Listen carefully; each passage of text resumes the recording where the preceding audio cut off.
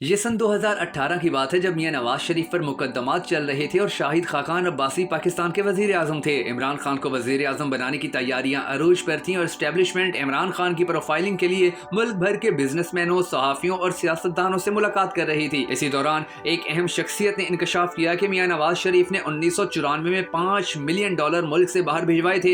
ये रकम Daewoo company ने मोटरवे के ठेके में बतौर रिश्वत दी थी। मियां साहब ने इस रकम में से $3.5 मिलियन इज्जत बेगोच को भिजवाकर बोस्निया की सिविल वार में कंट्रीब्यूट किया था, जबकि बाकी रकम से लंदन में फ्लैट्स खरीदे गए। इज्जत बेगोच को यह रकम शाहिद खाकान अब्बासी देकर आए थे। लंदन के फ्लैट्स भी इन्होंने खरीद कर दिए थे और डाइवो कंपनी के मालिक कम वुन चोंग से भी रकम इन्होंने ही लेकर दी थी, क्योंकि मालिक का बेटा अमेरिका में अब्बासी साहब का क्लास फेलो था। मियां नवाज शरीफ मुकदमात का सामना कर रहे थे, जबकि शाहिद खाकान अब्बासी उस वक्त वजीर आजम थे।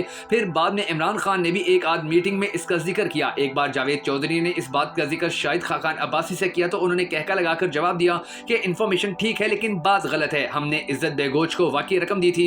मियां साहब को फ्लैट्स का मशवरा भी मैंने दिया था। ये रकम $3.5 मिलियन नहीं $8.5 मिलियन थी और ये मैंने नवाज शरीफ के साथ बोस्निया जाकर इज्जत बेगोच को दी थी। बोस्निया में 1992 में जंग शुरू हुई। सर्बिया के सदर बोस्निया के मुसलमानों को मारना शुरू कर देने के अहकाम जारी कर चुके थे और हम लोग उस वक्त अपोजिशन में थे। तब बेनजीर भुट्टो की हुकूमत थी। मुझे एक दिन सरताज अजीज ने बुलाया और कहा, बड़े मियां साहब यानी मियां मोहम्मद शरीफ और उनके दोस्तों ने बोस्निया के मुसलमानों के लिए रकम जमा की है। ये चाहते हैं आप ये रकम इज्जत बेगोच को पहुंचा दें। मैंने हामी भर ली। मेरी मियां शरीफ से मुलाकात हुई और मुझे उन्होंने $8.5 मिलियन का कैशियर चेक दे दिया। मैंने पूछा ये चेक किस बैंक का है? बोले ये अबू ज़ैबी के किसी बैंक का था और कैशियर चेक था, इसलिए कोई भी बैंक से कैश ले सकता था। मैंने लफ्थांसा एयरलाइन की सीट बुक करवा ली। मैं रुखसत होने लगा तो मियां शरीफ का पैगाम आया, नवाज शरीफ भी आपके साथ जाएंगे और ये आपको फ्रैंकफर्ट में मिलेंगे। बहरहाल किस्सा मुख्तसर, मैं फ्रैंकफर्ट पहुंचा और एयरपोर्ट पर मियां नवाज शरीफ भी हमें ज्वाइन कर चुके थे। मैंने पूछा आप कितने लोग हैं? बोले हम 4 हैं। हम फ्रैंकफर्ट से ज़ेबग्रब पहुंचे। एयरपोर्ट वीरान और जंग ज़दा था। हम बड़ी मुश्किल से शहर आए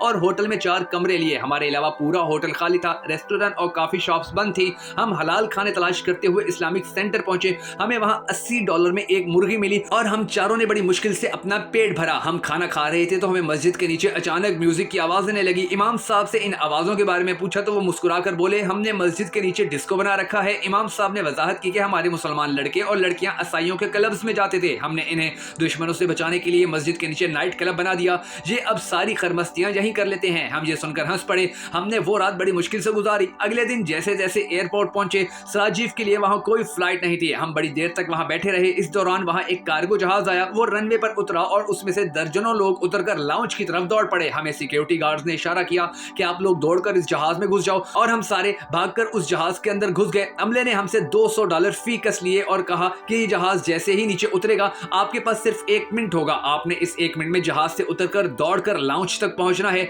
जहाज रनवे पर रुका, दरवाजे खुले और हमने दौड़ लगा दी। हम बड़ी मुश्किल से गोलियों और मिसाइलों से बचते हुए लाउंज तक पहुंच गए। वहां कुछ भी नहीं था। एयरपोर्ट नेटो फोर्स के कब्जे में था। दर्जा हरारत -26 डिग्री सेंटीग्रेड था। दूर दूर तक बर्फ पड़ी थी। हीटिंग और बिजली दोनों नहीं थी। एयरपोर्ट से शहर जाने का कोई बंदोबस्त भी नहीं था। रास्ते में सर्ब फौजियों के मोर्चे थे और वो राहगीरों और गाड़ियों को गोलियों से उड़ा देते थे। हम शहर जाना चाहते थे और इसी हवाले से हमें एक खातून मिली। खातून ने हमें पेशकश की कि आप मुझे वजीर आजम का इंटरव्यू करवा दें और मैं आपको शहर पहुंचा देती हूं। हमने इसके साथ डील कर ली। गाड़ी में बियर के दर्जनों बॉक्स पड़े थे। खातून ने मुझसे कहा, मैं जहां गाड़ी रोकूं तुम फौरन बियर का बॉक्स उठाकर गाड़ी से बाहर लटका देना। मेरे पास इनकार का कोई ऑप्शन नहीं था।